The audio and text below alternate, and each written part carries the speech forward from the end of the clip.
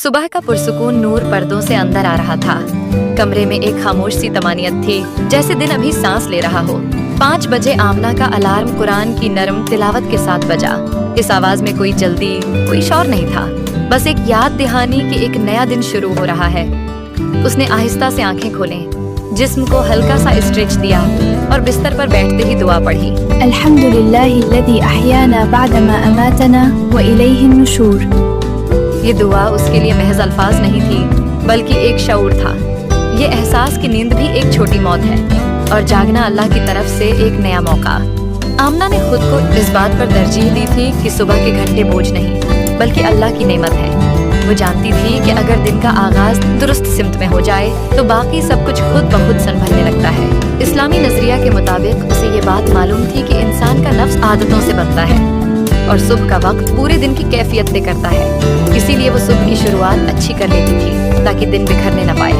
वो बिस्तर के किनारे बैठी, दिल पर हाथ रखा, आंखें बंद की और चंद लम्हे बस अपनी सांस पर तवज्जो दी। फिर उसने नियत की, या अल्लाह, मैं ये सुबह आपके लिए वक्फ करती हूँ। मेरे आज के अमाल मुझे आपके करीब ले जाएं। इसके लिए नियत वो सहारा थी जो उसके उलझे हुए ख्यालात को दुरुस्त रास्ता दिखाती थी। वो जानती थी कि नियत के बगैर इबादत भी आदत बन जाती है। जब कोई इबादत बगैर किसी सोच, शऊर और मकसद के की जाए तो वो आहिस्ता आहिस्ता आदत बन जाती है। फिर वो इबादत नहीं रहती और नियत के साथ आम काम भी इबादत बन जाता है। वो मसरूफ होने के लिए नहीं, बल्कि मकसद और इबादत के लिए उठती थी। बिस्मिल्लाह पढ़कर वो वजू करने लगी। बिस्मिल्लाहिर्रहमानिर्रहीम।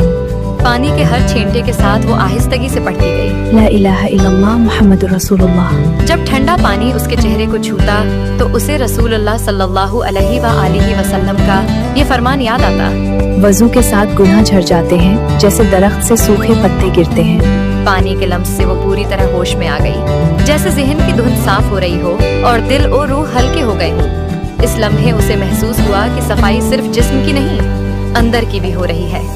नमाज फजर के लिए मुसल्ला पर खड़े होकर उसे घर की खामोशी और सहर की ठंडक नमाज को और भी गहरा और जाती महसूस करवाती थी। रुकू में झुकते हुए और सजदे में सर रखकर उसे यूं लगता था जैसे दिल, जिस्म और रूह एक सीध में आ गए। वो अपने यकीन के मुताबिक अमल कर रही थी और यही वो तवाज़ुन था जो जदीद जिंदगी की दौड़ में कहीं खो गया है। नमाज के बाद वो कुछ देर वहीं बैठी रही। कोई जल्दी नहीं थी, कोई स्क्रीन नहीं, कोई नोटिफिकेशन नहीं। उसने कुरान खोला और आज उसकी नजर इस आयत पर पड़ी, अला बिज़िक्रिल्लाहि तत्मइन्नुल क़ुलूब। याद रखो, अल्लाह के जिक्र ही से दिलों को सुकून मिलता है। आयत जैसे बराह रास्त उसके दिल से मुखातिब थी।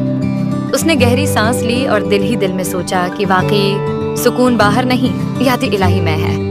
उसने जर्नल निकाला और चंद जुमले लिखे कि अल्लाह के सामने सरेंडर होने से उसकी बेचैनी कैसे घुल जाती है और जिक्र उसकी अंदरूनी कैफियत को कैसे बदल देता है। इस्लामी नजरिए के मुताबिक वो जानती थी कि जिक्र ज़हन के सोचने के अंदाज बदल देता है, खौफ को तवक्कुल में और बेचैनी को इत्मीनान में ढाल देता है।